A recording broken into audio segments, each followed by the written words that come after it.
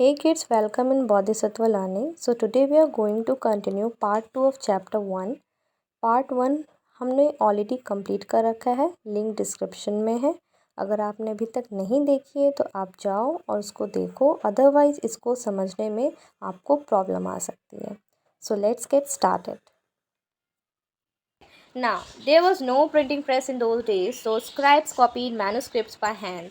तो उस ज़माने में कोई प्रिंटिंग प्रेस वगैरह था नहीं, तो जो कॉपीज़ की जाती थी, हम लोग के पास प्रिंटर है नहीं, तो उसको हैंड से कॉपी किया जाता था. ठीक है, मैन्युस्क्रिप्ट्स जो थी उसको हैंड से कॉपी करते थे. If you have ever copied a friends homework you would know that this is not a simple exercise. अगर आपने कॉपी किया होगा अपने फ्रेंड से लेके कोई होमवर्क या कोई क्वेश्चन, तो इसका मतलब समझ ही गए होगे कि ये बहुत ईजी वर्क नहीं है. ओके, लाइक आपको ही अगर कह दिया जाए अपने क्लास के सारे बच्चों को चैप्टर नंबर 1 लिख के दो, कॉपी मतलब सेम करो, it is not an easy task.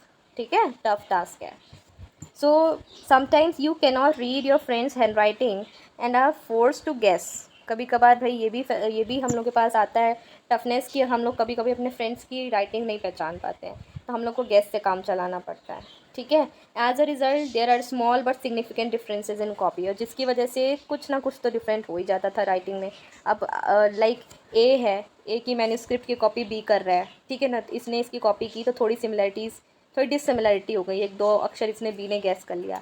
अब सी कॉपी कर रहा है तो इसमें तो और डिफरेंट होगा. तो यही है मैन्युस्क्रिप्ट की विदाउट प्रिंटिंग प्रेस से अगर कोई कॉपी करता है तो डिफरेंट होती चली जाती है. ठीक है, हमें सेम चीज़ नहीं मिल पाती जो ए ने लिखा. तो ऐसा क्यों होता है? Because lack of understanding of the word. ठीक है, as a result there are small but significant differences in your copy. थोड़े ही डिफरेंस होंगे बट होंगे ज़रूर. ठीक, तो ये डिमेरिट है कॉपी करने का. हाँ, मैन्युस्क्रिप्ट्स कॉपिंग इज़ समवॉट सिमिलर. जैसा आप होमवर्क करते हो कॉपी अपने फ्रेंड से, वैसा ही काम है manuscript. Okay, as scribe copied manuscripts, they also introduced small changes, a word here, a sentence there. तो वैसे ही जैसे स्क्राइब्स जो लिखते थे वो अगर कॉपी करते थे तो एक वर्ड यहाँ तो एक सेंटेंस वहाँ, कुछ ना कुछ तो गड़बड़ हो ही जाता था. Okay, they are not the machines. जैसे मशीन परफेक्टली वर्क कर सकती है वैसे ह्यूमंस तो नहीं कर पाएंगे ना, एकदम डिक्टो छाप थोड़ी देंगे.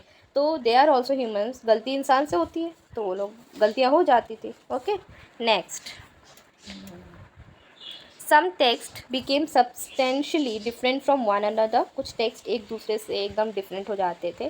This is a serious problem. यही एक मेन प्रॉब्लम थी भाई. अब इसको कैसे दूर करें? हमने मार्केट में बुक्स वगैरह ला दी, लाइब्रेरीज आ गई. अब मेन प्रॉब्लम ये थी कि हम कॉपी नहीं कर पा रहे हैं. ठीक है, तो इस प्रॉब्लम को हटाने के लिए क्या किया गया? We are totally dependent upon the copies and made a letters scribes. तो हम लोग एकदम कॉपीज़ पे डिपेंडेंट हो गए. ओके, और हमने स्क्राइब्स बनाई. ठीक है, अब स्क्राइब्स क्या होती हैं? स्क्राइब्स मतलब होता है लेखक. ओके, तो लेखक की ज़रूरत पड़ी हम लोग को कि जो हमें लिख के दें. Okay, as a result historians have to read different manuscripts versions of the same text to guess what the author had originally written. जिसकी वजह से हिस्टोरियंस को बहुत प्रॉब्लम आती थी. वो लोग अब भाई एक में कुछ गलतियाँ पकड़ गई, कुछ में कुछ गलतियाँ पकड़ गई. ओके, तो जिसकी वजह से उन लोगों को बहुत सारी बुक्स को रीड करना पड़ता था, बहुत सारे राइटिंग्स को पढ़ना पड़ता था कि एक्चुअल में इसका क्या मीनिंग है, क्या कंक्लूजन निकल के आ रहा है. इन्होंने कुछ डिफरेंट लिख दिया है, इसमें थोड़ा सा डिफरेंस आ गया है, तो लोग मैच करके इसको पढ़ लेते थे. तो मतलब कि इतना हम लोग को प्रॉब्लम आता था इन लोग को. तो मतलब प्रिंटिंग प्रेस की बहुत ज़्यादा नीड थी, है ना. On occasion authors revise their chronicles at different times. Authors अपने अवसर पर अपने क्रॉनिकल्स रिवाइज करते रहते थे.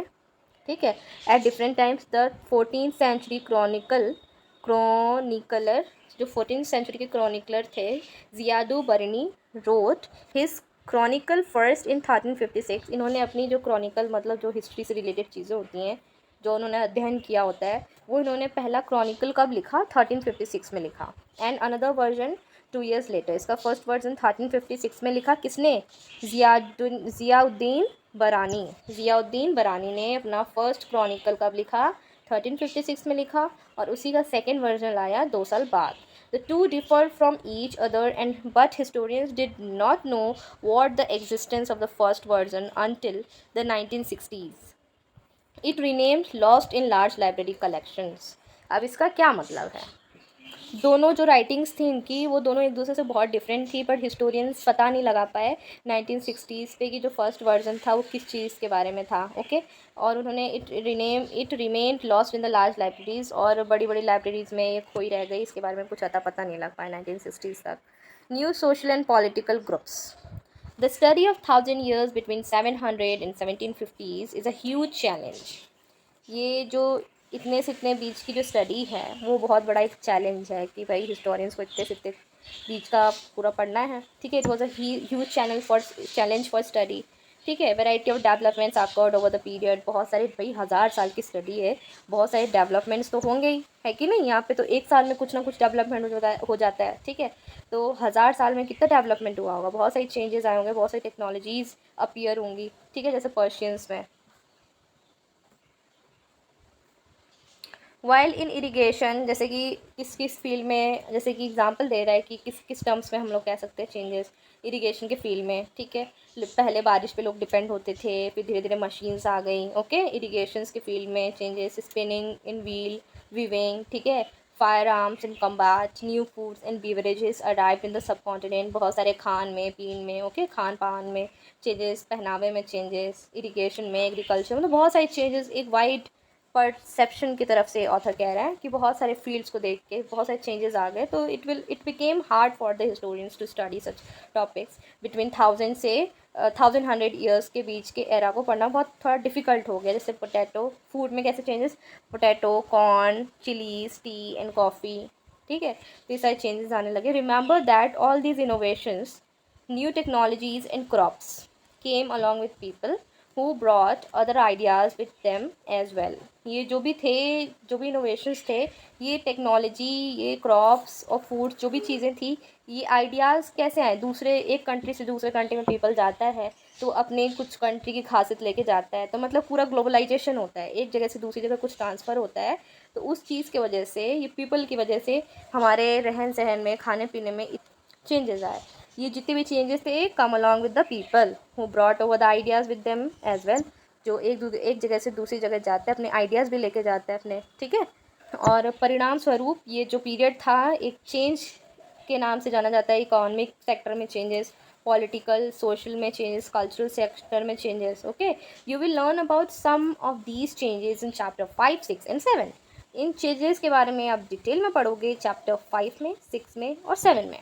ठीक है, now this was also a period of great mobility. ये जो पीरियड था बहुत ग्रेट मोबिलिटी, मतलब बहुत बदलाव का पीरियड था। ठीक है, groups of people travelled group of people travelled long distances in search of opportunity. बहुत सारे लोगों के झुंड अलग अलग बहुत दूर दूर डिस्टेंसेस ट्रैवल करते थे अवसर ढूंढने के लिए। The subcontinent held immense wealth and the possibilities for people to carve a fortune। One of the group people who became an important in this period were the Rajputs, a name derived from Rajputra। तो भाई opportunities ढूंढने के लिए people long distances निकल जाते थे, opportunities in terms of employment और भी बहुत सारी चीज़ें, तो अलग अलग दूर दूर सब कॉन्टिनेंट्स में निकल जाते थे। इसमें से एक ग्रुप था जो फेमस ग्रुप है राजपूत्स के नाम से। राजपूत्स कहाँ से डिराइव हुआ है, राजपुत्रा से। Okay, the son of the ruler between the 18th and the 14th centuries, the term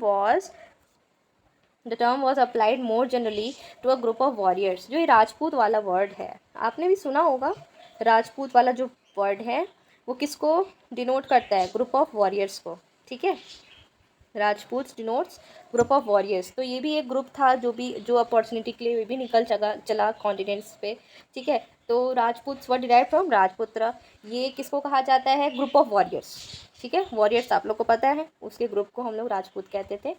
वो claimed as the Kshatriya caste status, जिनको क्षत्रिय कास्ट स्टेटस कहा गया। Okay, Rajput were the Kshatriyas.